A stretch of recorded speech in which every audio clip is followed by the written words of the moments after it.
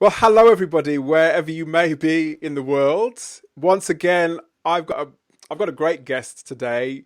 I'm with Darcy Bowles from Taxjar.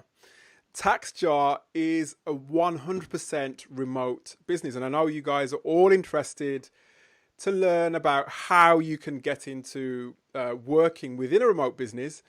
And was one of the best businesses that I could think of to speak to. And Darcy, I wanted to speak to Darcy. She's heads up the employment there. So, what better person to speak to than than somebody who deals with employment within a remote company? Darcy, thank you so much for joining us today. Sure, absolutely. Happy to be here. Darcy, tell us. I know that Taxjar, that there's a bit of a clue in the name in terms of what the what the company deals with. But could you just begin by telling us in a bit more depth about Taxjar, please?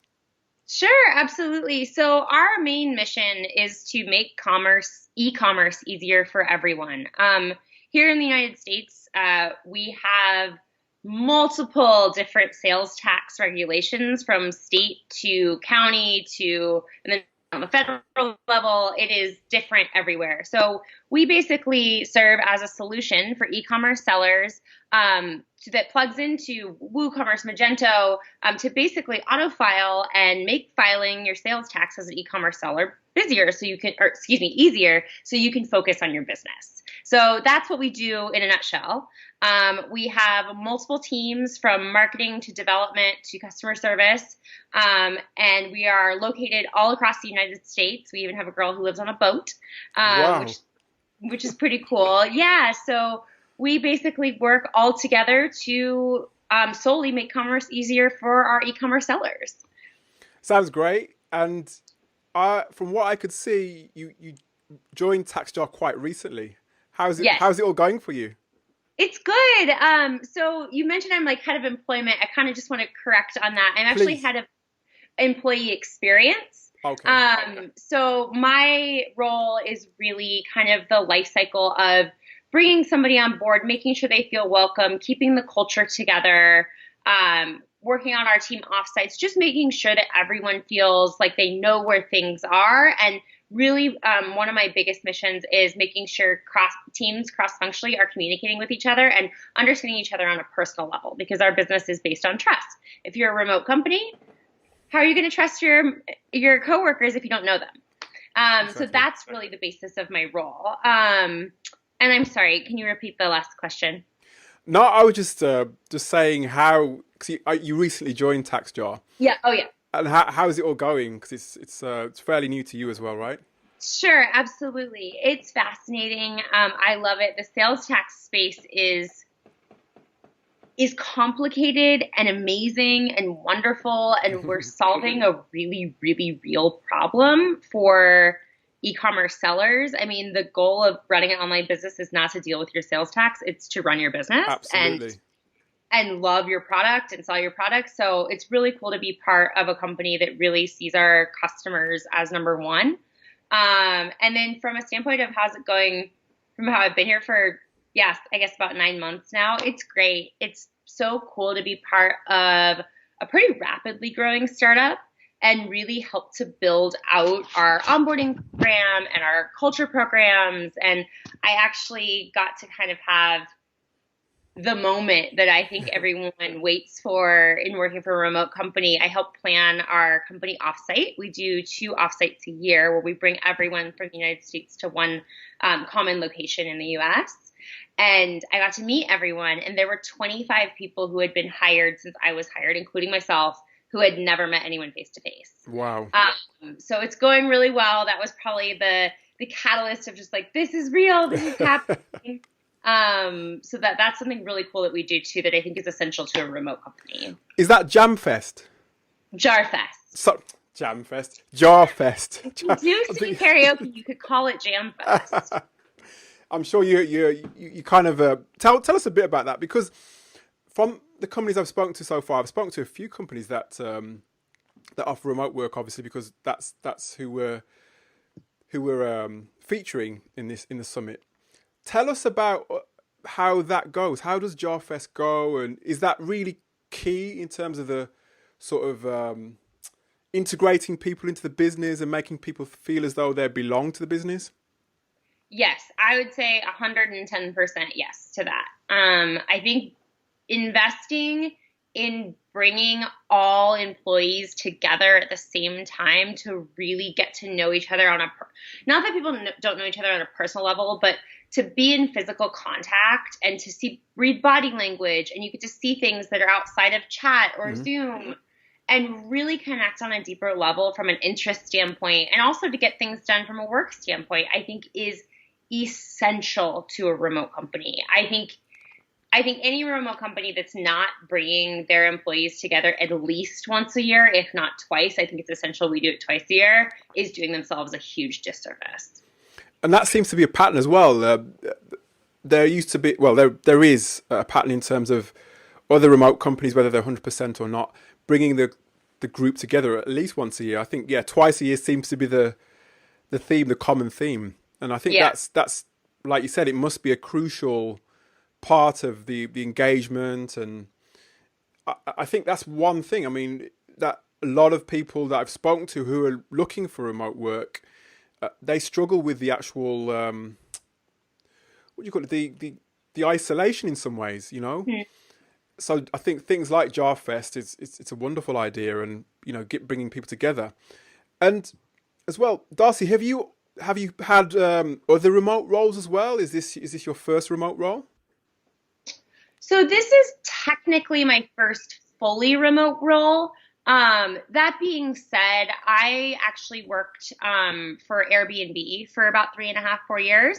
So was working with teams that were in Japan and Australia and all over the world. So I kind of took that knowledge and that skill set of, you know, cross communicating across time zones. It really is in some way like working remotely. So I felt really confident coming into this role that I could adopt that fully remote lifestyle. And also for me, being fully remote is a non-negotiable for me for the rest of my life. Like, I would never work any other way. Wow. So you're completely transformed from somebody who used to work in an office. Yeah. I suppose, I mean, that you raised actually a good point there, Darcy, because lots of the people I've spoken to, people like yourself who are either recruiting now or perhaps in the future, they all say that you need to have some sort of experience of working remotely. And I think you've sort of really revealed a really clever way of sort of saying that you have the transferable skills, essentially, i.e. you've worked with sort of remote teams before. So, and I think that's a massive part of working remotely, isn't it? Being able to work across time zones. Absolutely. I would say not even just time zones, but I always, when I'm looking at resumes, I never want to negate somebody because they haven't had fully remote experience. I think some things that we really look for that we've seen that have proven to be successful is a huge entrepreneurial spirit. A lot of people on our team have actually owned their own businesses and sold their own businesses. And being an entrepreneur, you have to go with the flow. You work weird hours. You're always on the go. Like, that's a huge sign. Another huge sign is comfort with cloud-based tools. Are you comfortable communicating across Basecamp, Slack, Trello, Asana, whatever that may be? We use Basecamp. But that comfort level with chat communication, things like Skype, like we're on right now, or Zoom, which we use for our all company team calls and all of our video meetings. Comfort level with that is huge. And that can really help, I think, with noticing somebody's skill set and knowing, okay, well, maybe you haven't been fully remote before, but this really tells me that you're committed and that you can make this transition fairly easily. Absolutely.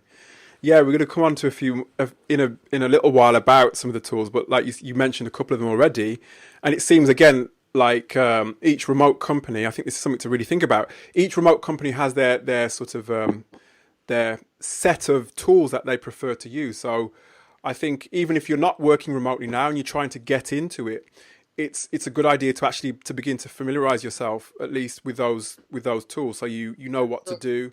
And actually try to implement some of them into your day-to-day work so that you can actually say that you've not only sort of familiar with them, but you've actually used them as well. So that's great. Absolutely. One thing you said, Darcy, you said you're complete, you're remote forever now. You're remote or nothing now. How why is that for you? Why is it so attractive for you? And Yeah, what's the attraction for you?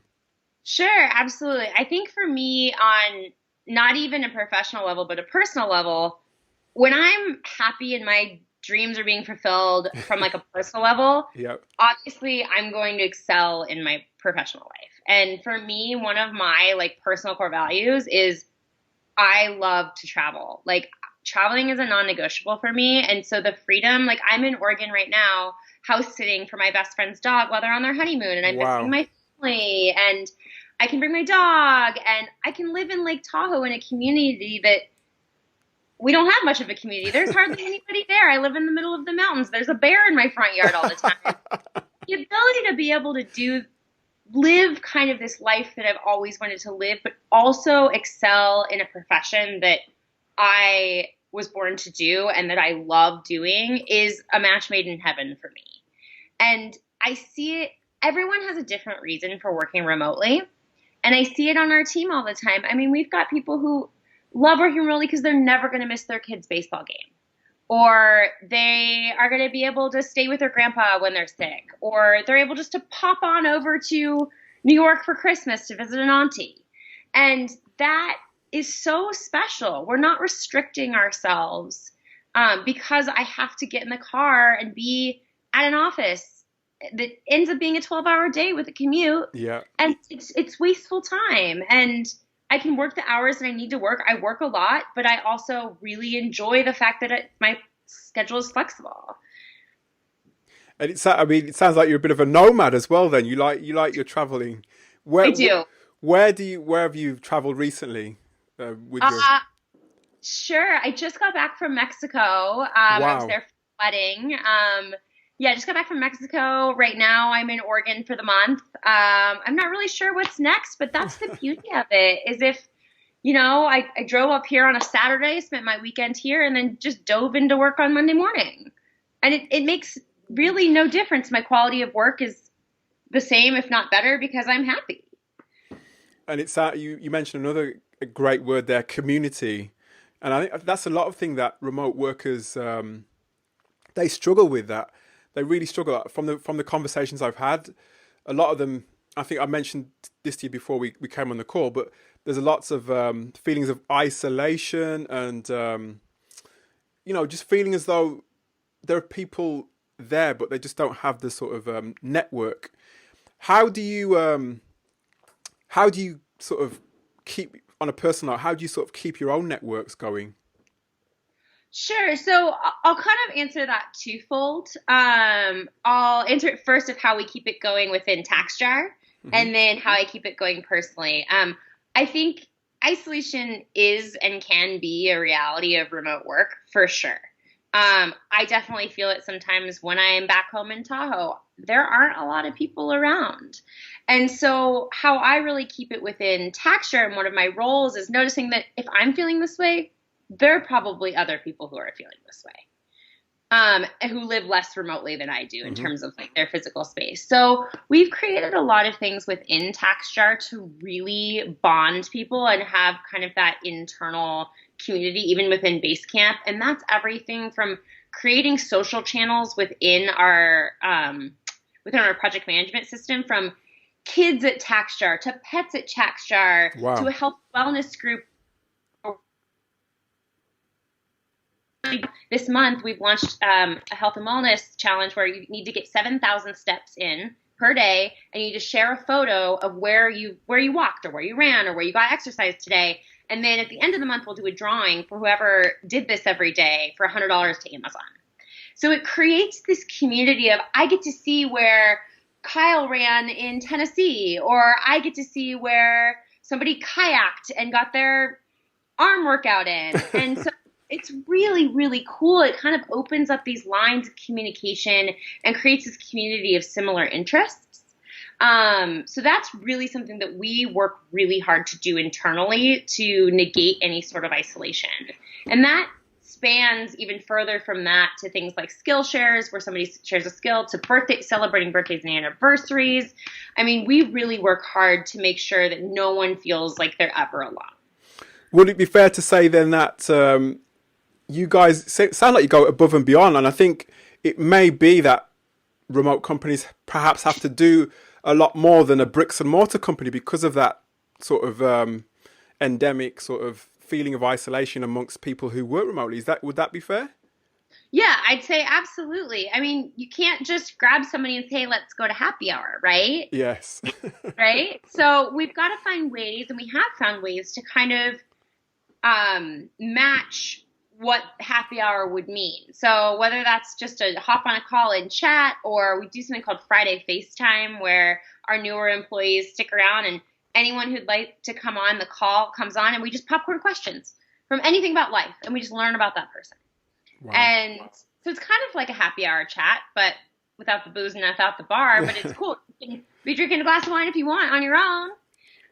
So that's what's really cool about it. And then from a personal standpoint, creating community, I think it's really cool to find other remote workers in my area. That's definitely something that I've sought out to do. And also just working from coffee shops and making sure I get out of the house and being around other people. That also falls on me and falls on anybody else who works remotely. You have to kind of have, if it's something you want, you kind of have to have that drive to get yourself out of your PJs and out of your house, because you don't have to. So I know that's something that I need in my life. So I definitely make an effort to do that. And I mean, other than the actual the isolation, do you have any other either individual or challenges in Taxjar that you overcome being a 100% remote company? I think, I don't know if it's necessarily a challenge, but I think something that really helps, and just something always to remember being a 100% remote company, is over communicate all the time. Because we're all kind of on our own schedules. I mean, we all pretty much work the same hours, give or take 3 hours with the Eastern time zone. I would say documentation and communication, like anyone coming into a project or a task that's been left open should know exactly where to pick up. Right. They shouldn't have to ask that person. They should know exactly where to pick up, and all of that should have been documented. So I think just always knowing that even though I've said things like 4 or 5 times, that's not annoying to people, and that's okay. And I just have to remember that is announcing something 4 or 5 times. I just want to make sure it gets out to everyone, and everybody knows that what's going on or the changes that have been made, and just being comfortable with that, being comfortable with repeating yourself, being comfortable with over documenting and over communication, because that's how we work together. We're remote. I was talking to Nick Francis from Help Scout the other day, and he was, again, a lot of the things that you're saying reflect what he said. I think one of the things he said that's key is the ability to be able to document. He said the exact word, I think, or something similar. Being able to write quite concisely as well, and quite effectively to communicate different aspects of a project or where you're up to, or just communicating a general day-to-day thing, so somebody can really understand it quite quickly without having, I suppose, the face-to-face contact. Yeah. And that's something that sounds like you do that as well with Taxjar, and it's something like, it sounds like as well, it's something that has to be, would it be fair to say that would have to be part of, I suppose, one of the traits of somebody who's a remote worker, is that communication? Yes, I would say being a pro at communication is a non-negotiable for us. You have to be a good communicator to be able to work remotely. I think that is non-negotiable for any remote worker. And are there any other traits that you've noticed or that you ask for with Taxjar, that, I suppose, the softer skills, I suppose what I'm referring to here is the softer skills, sure, that you want or need at Taxjar? Yeah, absolutely. I would say of curiosity. Are you breaking up slightly there, Darcy? Oh, hello? Can you hear me? I've got you back now. You're back. Good. Okay, cool. I would say a huge thing and a huge trait that I really look for in people, that we look for at Taxjar and people, and that we found to be successful, is curiosity. The curiosity to solve problems, the curiosity to learn about all the aspects of the business, even though it might not pertain to your role. The curiosity and drive just to work together and find solutions. Curiosity and problem solving, I'd say, probably go pretty hand in hand. Interestingly enough, I found that, and this isn't something I necessarily look for, like you don't have to be funny to work at Taxjar, but I found that humor has been really an interesting trait that's come out of some people that's really helped to kind of break down some barriers in terms of like the cultural standpoint of Taxjar. When somebody pops in with a joke that everybody kind of gets that is out of the woodworks, it's like you just immediately feel like, oh, I could talk to this guy. So I'd say that's something that was surprising that I've learned. But I'd say curiosity and the ability to problem solve is huge. No, I can see that sense of why you need that sense of humor because me, I've experienced remote work myself, and I think there's times when I suppose if you're not as connected especially when you're not as connected within a big company as you guys are, you have to find ways of entertaining yourself in some ways, and Yeah. you have to. I think as well. Would it be fair to say if you're dealing with somebody who may be a client or who may be a colleague or an associate within the business that you're in, you've got to find some way of connecting with somebody quite quickly and quite immediately. And I suppose that sense of humor is a trigger for that, isn't it? Yeah, I would definitely say so. It was something that pleasantly surprised me and something I actually hadn't thought about coming to Taxjar that I've really noticed kind of over the last 9 months of what's really helped to open people up. And I'd say that's a huge catalyst in it. I think there's a bit of a misconception as well of remote workers. I think there's a conception that we're just heads down and we just keep ourselves to ourselves and we don't talk to anybody all day. And I think you've completely, well, I know that's not true, but I think that's that confirms that's a rumor that's not true. So that's good. Sure. I'd actually say there's two sides to that. It's kind of a double-headed dragon. There's that conception, and then there's also the conception that remote workers are just goofing off and not working at all. Yes. Which is so far from the truth. Because Yeah. I would say our team and other remote teams probably work too much. And so that is such an interesting, dichotomy is those two camps of thought from people who have never worked remotely or are not familiar with remote work. Because it's so different than either one of those, right?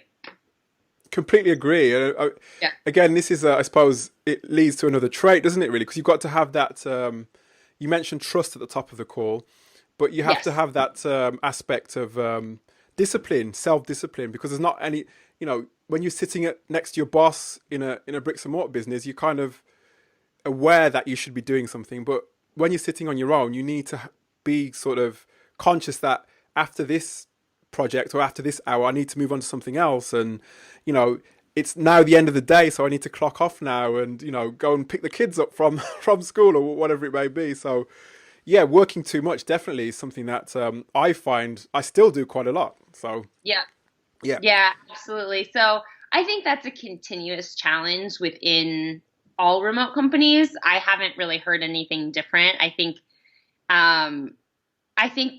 there's no one solution at all. I think a big part of that is self-discipline and giving yourself the permission to clock off, and also really setting that example from a leadership level is huge. So that's something that I'm really impressed with our leadership team and our C staff is they really make a point. Our CEO really makes a point to take time off and encourage everyone else to take time off too.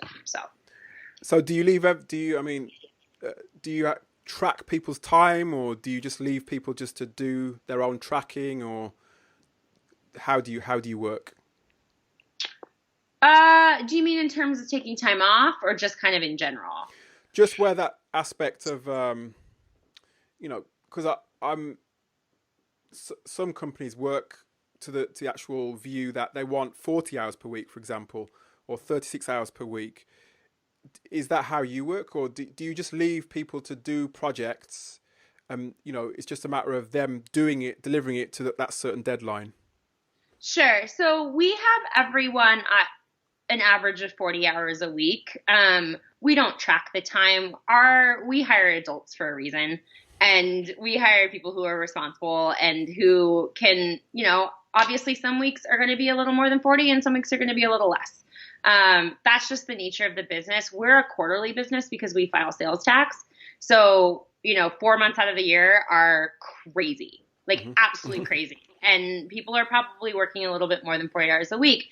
That being said, in those down months, from my position, I definitely look on our calendar and make sure people are taking time off. I make sure people are taking days off, because without that rest, people are going to get burned out, and that's the last thing that we want. So to totally answer your question, no, we don't track time, but I hope and don't think we ever will need to, based on the expectations that are set when we hire, and also the people that we hire. Like, balance is huge, and balance is something that we strongly encourage. We never want to see people working 60 hours a week all the time. That's not okay.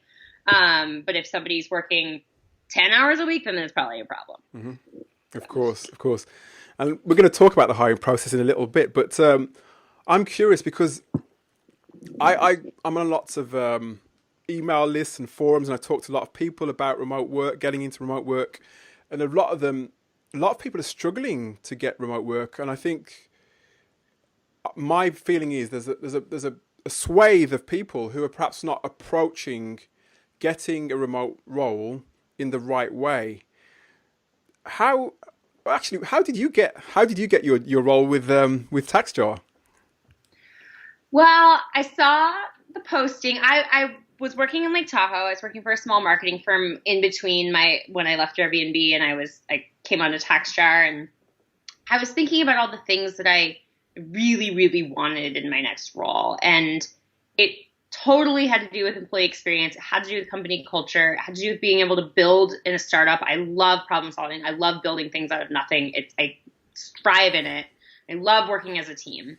And I was on We Work Remotely, actually, and this position popped up, and I started reading it. I was like, sales tax. I've never worked in sales tax before. I've never worked in any sort of, I've always been in the hospitality industry. But then I started looking at the role, and I was like, wow, this team is incredible. These are some of the smartest people I have read about. I want to be a part of this team. And the role specifically, because I wasn't interacting with the product so much, the role specifically was so exactly what I'd been looking for. And it was even more than I even imagined. So that was kind of the first step. Was I saw it and I was like, this is me. This is my role, and I can make a big difference here. So I started reaching out. I started using the skills that I had gained kind of in my past experience, and ended up realizing it was a really good fit for me, and the company thought so too. So that's kind of how I got in the door. Did you apply via that job board, or did you go direct, or? Yeah, absolutely. So I applied via the job board. I also reached out. I used all my resources. I was probably super annoying. I reached out to the CEO on LinkedIn. I reached out to the CEO via email. I tried all of his first and last names at Taxjar.com. I got a bunch of bounce backs. But I think when you know that you're the fit for something and you want it really bad, and you know that you can make a difference, that shows. As long as, you do it with a good heart, and you do it with your gut feeling, and you do it because you know this is a good fit for you. And it's not always going to work out.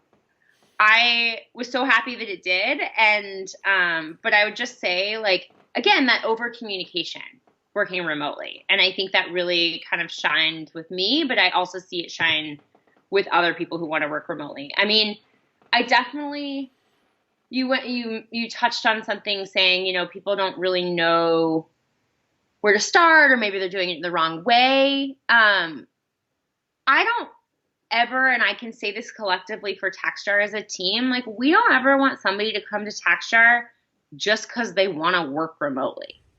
That's not the reason that we're a team. We're not a team because we all just want to travel or work remotely. We're a team because remote work is our passion, but we want to build stuff together. We're passionate about the product. We're passionate about our goals. We're passionate collectively. We want to work amongst smart people who make us better people.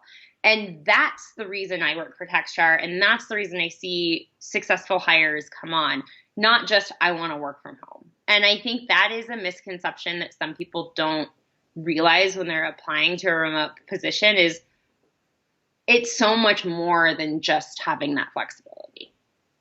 Yeah, and again, you've touched on another great point, because that I was actually coming to that in the sense that the way in which you, and I specifically asked you why or how you went about applying, because I got the feeling that you didn't just apply through the job board and leave it to that. Yeah. I had that feeling, and I think while you're watching this and listening to Darcy, you have to appreciate that it's not a spray and pray sort of approach to actual job, to getting a job, especially in a remote business. I think more so than a bricks and mortar business, because you have to. There's so many. We mentioned some of the traits already, but you also have to show that passion and that sort of commitment and that, I suppose, affinity to that particular company. And obviously Darcy loves what she does. She loves who she works for, and that when she emailed the CEO directly, she was able to transmit that through her email. So I think it's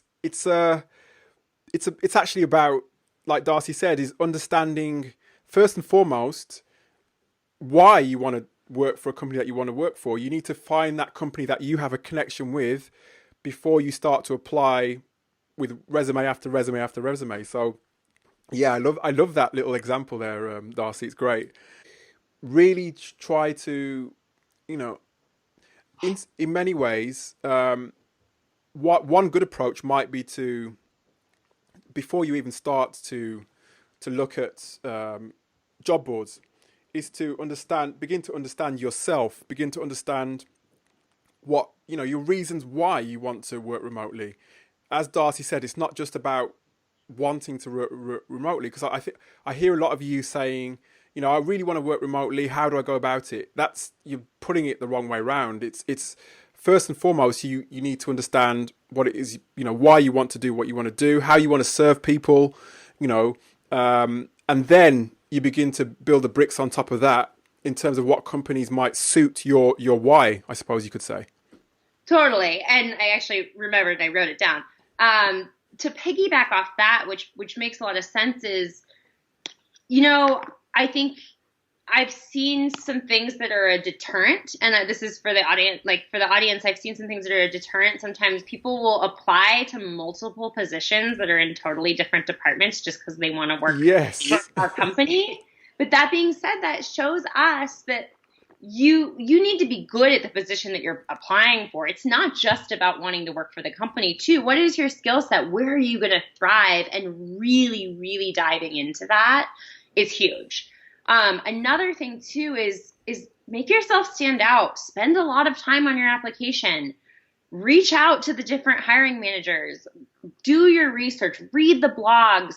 Read we have a Life at Taxjar blog, and people read it all the time, and they love it. And it's so cool for me to see applications that come in that somebody shows that they really spent some time diving into our culture. And that being said, when you're applying for a remote job, so are hundreds of thousands of other people. And this isn't to discourage you, but because we're remote, we also have the ability from our end, and any other remote company has this too, to select from a very, very, very diverse and wide group of talent. So that's another thing to consider too. Just like what you were saying earlier, like it's not just a spray and pray. Yeah. That doesn't work here. It doesn't work in the remote space. So I think being really conscious and cognizant of that is important. No, that's wonderful. And once you're through the door and you've got that magical application, the resume, and everything ties in nicely, what does the actual hiring process look like with Taxjar? Sure, absolutely. So we have kind of it set up right now, and this isn't to say this isn't going to change in the future, but it's something that's worked for us pretty well.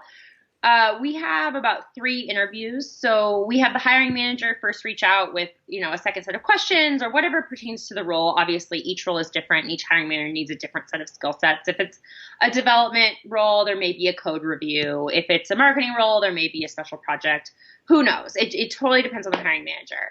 If that kind of round goes through, we ask that it goes to a subcommittee. So we try to have at least one, if not multiple people from the team that person may be working on, interview the person. We want to hear different perspectives. And then from there, it goes to a culture interview with either our chief of technology, our CEO, or myself, just really understanding that person's passion for remote work, will they fit in with our team in terms of communication? Are they curious? Are they entrepreneurial? What is that? So then we actually do a pretty interesting thing that very few companies do.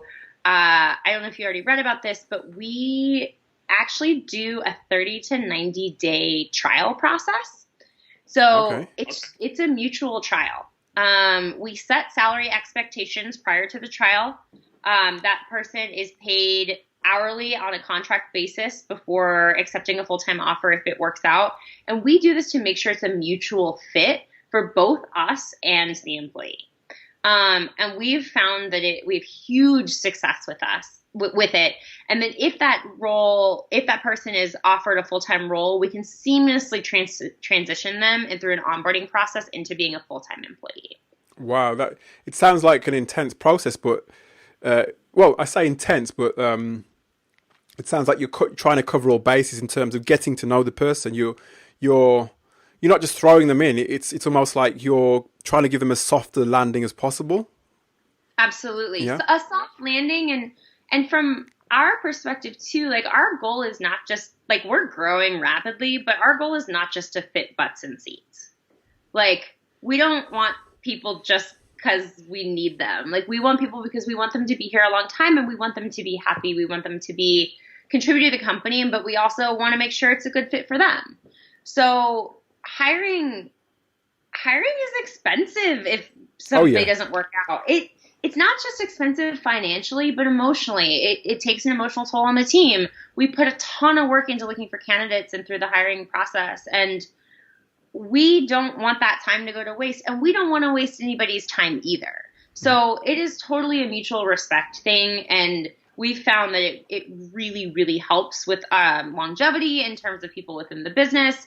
And yeah, we've found that it works really well for us. So No, that sounds great. Sounds really good. And do you know what because again, when I was speaking to Nick, he was saying that the hiring process, it's about 30 to 40 days. Do you know how long yours is? Or is there no sort of particular? I don't want to answer that because we don't have an exact. Fair enough. Yeah, we don't have an exact terms of timeline. I mean, I think ideally I'd say average, we try to get people through the interview and pipeline process to a trial within, 30 to 40, or sorry, not 30, like 3 to 4 weeks. But I don't really want to say that solidly because that changes from role to role. And then obviously if somebody's coming on trial, sometimes that person's still working a full-time job. And so they're going to do a longer trial because they're taking time off from their job, or they're going to be working nights or whatever that is. Sometimes people know it's a fit and they leave their job to come full-time on trial. It's so dependent on situation. And that's why we're flexible with it, because we understand if this person's the right candidate and the right fit, like both them and us are going to work hard to make sure that both parties are satisfied. Mm-hmm. Of course. And for anybody who may be thinking about applying to a role with Taxjar now or in the future, where do you hire people geographically? In terms of, so at the moment we are pretty much only hiring within the U.S. That's not to say that you can't travel when you work. We are a U.S.-based company working on U.S. sales tax. So we would love to grow internationally in the future. We're just not quite there yet. So if you are a U.S. resident or citizen, please think about applying and check out our open roles. They're all posted at taxjar.com/jobs. So yeah. Sounds good. And like Darcy said, you need to, even if you're not looking at the minute, or even if there aren't roles that suit you, I think it's a good idea it's always a good idea, I think anyway, when you're sort of putting together your list of your ideal remote company to work for, is to look through the whole website from top to bottom, learn about the people, learn about Darcy, go to her LinkedIn profile and see what she's done prior to this, and try and find, go to the blog. The blog tells you so much about the culture of the business, tells you about the plans for the business or what the business has done. So if you can be as informed as possible, you can be in a position that when a role does come up that suits you, you'll be in a position to actually really have an understanding and be able to put that into your application. So I think it's a great idea just to have a look. So that's taxjar.com/jobs. And Darcy, what's in terms of that? We talked very, very briefly about diversity early on. We only touched on it slightly. I mean, it's a challenge enough for bricks and mortar businesses to sort of keep a diverse range of people within the business. Do you have any sort of initiatives or any ways in which you sort of try to attract a diverse audience into Taxjar? Sure. I mean, this is definitely something as we grow, we are looking a lot more into in terms of finding additional platforms to advertise our jobs on, and whether that be a job platform that really has, a lot of women developers who are on that platform. I'm actually in the process of hiring a recruiter right now. Oh, I've lost you again, Darcy. Recruiters out there. Oh, how about now? Ah, yeah, I've got you again. You're back. I'm not sure what's up, but it's pretty strong. So yes, we're always on the lookout for other platforms that reach a more diverse audience other than just LinkedIn or We Work Remotely or our jobs board. That being said, I'm actually in the process of hiring a recruiter on the employee experience team. Oh, wow. So if anybody has a remote recruiting experience and technical recruiting, please feel free to reach out.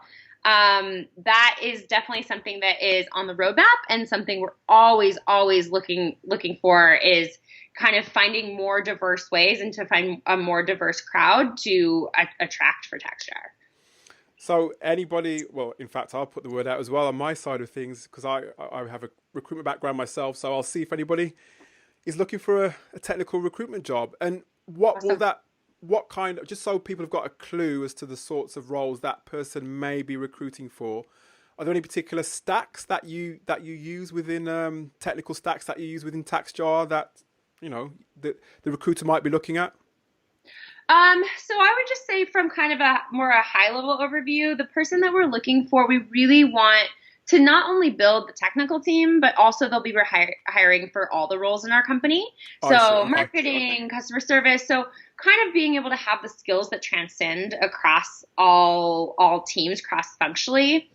And this person would be our lead recruiter. They would be our first recruiter. We're at 52 people, excuse me.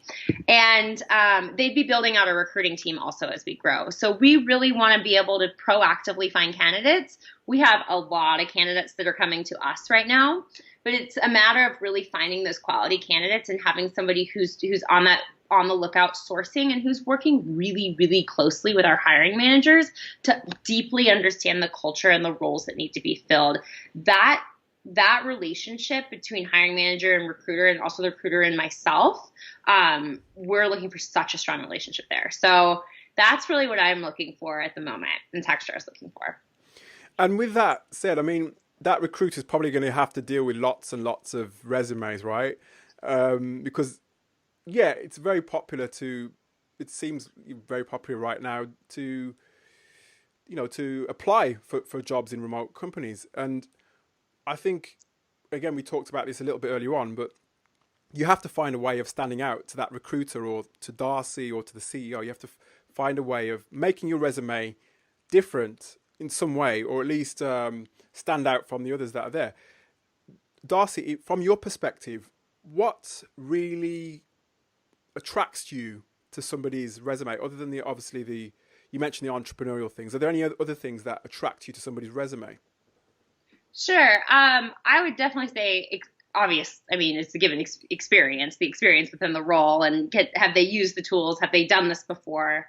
It's definitely not a green role for somebody. It's somebody who does have experience doing this. Mm-hmm. But I would say, again, curiosity, the thoroughness in an application, the sense that this person really, really wants to work as a team. I mean, we really strive hard not to hire people with a strong ego. We are a team. Even our CEO does success tickets. I mean, we are a team, and there is not hierarchy here. Like in terms of really working together, like we are all open and willing to work together. So that is something that's huge that I look for in somebody who's applying. Sounds good. sounds too good to be true, but it sounds like it sounds great to me. It's a pretty great company. I feel so lucky to work here, and the team is just so incredible and has such an incredible diverse skill set. And also from a personality standpoint, there are people who are amazing bakers that you would never know, that we've learned throughout kind of our social channels. And it really, I get excited every day to wake up Wow. and walk to my desk in my slippers and hop online and really do some seriously cool work in the world and really help e-commerce sellers solve this problem.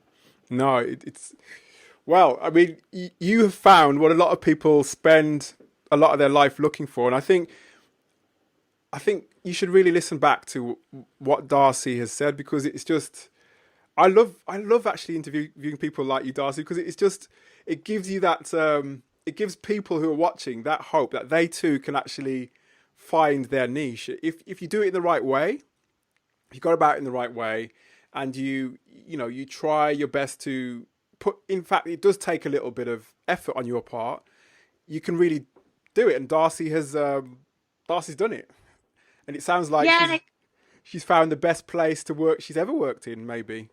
totally. And it's the best role for me, though. And I think that's something to note, too. It's not just because I work for a remote company and remote is my number one, and I love the people I work with, and I love our goals and our mission. But before I found this role, I really did some soul searching in what I wanted and what were non-negotiables for me. And also, I did some strength finding courses. What are my strengths? What can I shine in? What can I do? Because I tend to have a sense, and I think a lot of people have this, is, oh, I should be good at everything. Why don't I know how to do this? Like, why am I not the best recruiter, or whatever that may mean? Because I kind of wear a recruiting hat right now. But that being said, you start to learn what you are good at and be confident in that, and look for roles that really match up with that within the remote space. Like, it's not all about just wanting to work remotely. And I think taking that time for you, whether it means you end up in a remote role or not, is only going to benefit you. Yeah, that again, that's a massive piece of advice there, is that I think usually when people are looking for a role, it's usually from a place of panic, maybe sometimes, or a place of, Sometimes, yeah. you know, and with that panic, you tend to jump at something, or really be quite quick to actually dive into something that may not suit you.